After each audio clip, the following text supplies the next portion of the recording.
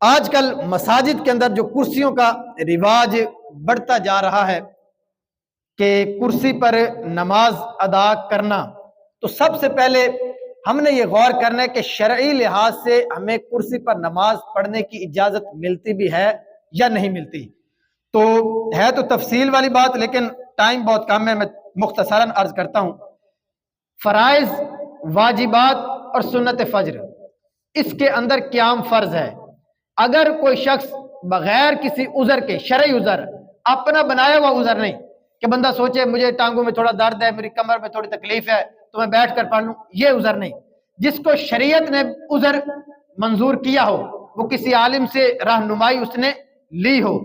تو فرمایا ان نمازوں میں فرائض، واجبات اور سنت فجر اگر کوئی جان بوجھ کر بغیر عذر کے بیٹھ کر ادا کرے گا تو اس کی نماز ہوگی ہی نہیں، اس کی نماز ایسے ہی ہے جیسے اس نے ادا کی ہی نہیں، اس کے ذمے سے فرض بھی ساقط نہیں ہوگا۔ تو اس لیے ان نمازوں کے اندر قیام کیا ہے؟ فرض ہے، اگر بلا عذر بیٹھ کر پڑھیں گے تو نماز نہیں ہوگی۔ اس کے علاوہ اب کرسی پر نماز پڑھنے کی اجازت کس کو ملتی ہے؟ تو ذہن نشین کر لیں کہ جو بندہ زمین کے اوپر سجدہ کرنے کی قدرت نہیں رکھتا، اگر وہ زمین پر بیٹھ کر سجدہ کرے تو اس سے ادا نہیں ہوتا۔ کوئی بھی ایسا معاملہ ہے، اس نے کسی عالم دین سے رہنمائی لے لی ہے، اس کے بعد اسے پتہ چل گیا ہے کہ میں زمین پر سجدہ ادا نہیں کر سکتا، تو فرمایا اس سے قیام بھی کیا ہے؟ ساقط ہو جاتا ہے۔ اب ایسا شخص چاہے تو بیٹھ کر اشارے سے نماز ادا کر سکتا ہے، اس کو شریعت نے اجازت دی ہے، لیکن اس کے لیے یہ حکم نہیں ہے کہ وہ کرسی پر بیٹھ کر نماز ادا کرنا شروع کر دے، بلکہ زمین پر سجدہ کر سکتا ہے تو اب بیٹھ کر اپنی نماز ادا کرے گا۔ دوسرے نمبر پر، جو شخص زمین پر سجدہ کرنے کی قدرت رکھتا ہے، اب ایسے شخص کو بیٹھ کر یا کرسی پر نماز پڑھنے کی ہرگز اجازت نہیں ہے۔ ایسے شخص کے لیے کرسی پر نماز پڑھنا ایسے ہی ہے جیسے اس نے نماز پڑھی ہی نہیں ہے، اس کی نماز ادا ہی نہیں ہوگی۔ بلکہ قیام کی اتنی جو ہے وہ فضیلت اور اتنی اہمیت بیان کی گئی ہے کہ اگر وہ دیوار کے ساتھ ٹیک لگا کر ادا کر سکتا ہے اور کھڑے ہو کر اس طرح نماز ادا کر سکتا ہے تو اس کے لیے حکم ہے وہ ٹیک لگا کر کھڑا ہو۔ اگر وہ کسی لاٹھی کے ساتھ ٹیک لگا کر کھڑا ہو سکتا ہے تو اس کے لیے یہی حکم ہے، اور فرمایا کہ جتنی دیر وہ قیام کر سکتا ہے اتنی دیر اس کے لیے قیام کرنا کیا ہے؟ ضروری ہے۔ اگر کوئی اس طرح کا معاملہ ہے کہ وہ قیام کی حالت میں اسے خطرہ ہے کہ میں گر جاؤں گا تو جتنی دیر کھڑا ہو سکتا ہے، حتیٰ کہ فرمایا کہ اگر تکبیر تحریمہ کہنے کی مقدار بھی وہ کھڑا ہو سکتا ہے تب بھی وہ کھڑے ہو کر تکبیر تحریمہ کہہ لے، پھر اگر اسے خطرہ میں گر جاؤں گا، میں نہیں کھڑا ہو کے پڑھ سکوں گا، پھر اس کے لیے حکم ہے کہ وہ بیٹھ کر نماز ادا کر سکتا ہے۔ اس کے بعد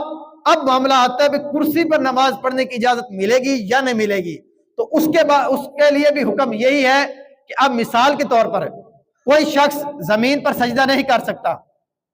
اب اسے قیام تو ساقط ہو گیا، اب وہ چاہے تو زمین پر بیٹھ کر ادا کر لے، لیکن اس کو اس طرح کا معاملہ ہے کہ وہ زمین پر بیٹھ کر بھی ادا کرنے کی جب اس کے پاس طاقت نہیں ہے، کوئی اس طرح کا اس کی کمر میں کوئی بھی معاملہ ہے، تو اب علماء فرماتے ہیں کہ ایسا شخص کرسی پر بیٹھ کر نماز ادا کر سکتا ہے۔ لیکن اس کے لیے پھر بہتر یہ ہے کہ اب مثال کے طور پر صف کے درمیان میں کرسی رکھی ہے، اب لوگ کیا کرتے ہیں، بعض اوقات کرسی پیچھے رکھتے ہیں کہ میں صف کے برابر میں کھڑا ہو جاؤں، بعض اوقات خود کھڑے ہو کر جو ہے وہ تکبیر تحریمہ کہہ رہے ہوتے ہیں۔ تو یہ بھی ذہن میں رکھیں کہ جب آپ زمین پر سجدہ کرنے کی قدرت نہیں رکھتے، آپ سے قیام ساقط ہو گیا، شریعت نے آپ کو بیٹھ کر پڑھنے کی اجازت دے دی ہے،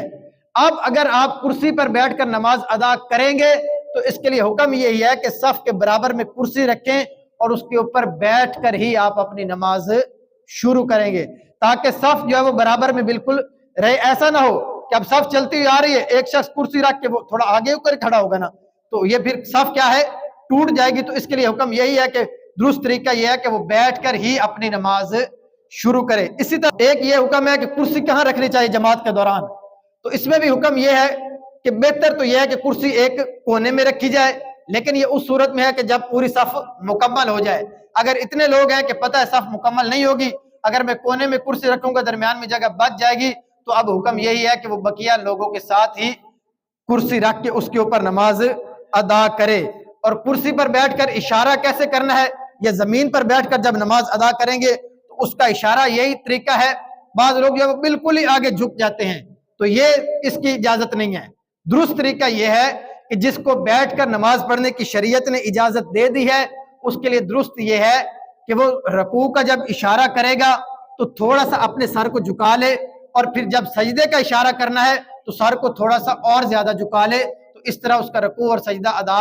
ہو جائے گا۔ بعض لوگ بالکل ہی آگے جھک کر رکوع کرتے ہیں پھر سجدہ کرتے ہیں، تو اس کی ضرورت نہیں ہے۔ بعض اوقات وہ کرسیاں بھی اس طرح کی بنی ہوئی آتی ہیں کہ آگے وہ سار رکھنے کے لیے انہوں نے جگہ بنائی ہوتی ہے، تو اس طرح کی کرسیوں کی بھی بالکل کوئی ضرورت نہیں ہے۔ ایسا نہیں کہ آپ ایسی کرسی پر نماز نہیں پڑھیں گے تو نماز ہی نہیں ہوگی، بلکہ جس کو اشارے کے ساتھ نماز ادا کرنے کی شریعت نے اجازت دے دی ہے، اب وہ تھوڑا سا سر کے ساتھ اشارہ کر لے رکوع کے لیے، اور اس سے زیادہ تھوڑا سا سجدے کے لیے کرے تو اس کا رکوع اور سجدہ ادا ہو جائے گا۔ اس کے علاوہ اگر کسی نے کوئی مسئلہ معلوم کرنا ہے تو وہ الگ سے معلوم کر سکتے ہیں۔ اللہ پاک ہمیں عمل کرنے کی توفیق عطا فرمائے، آمین۔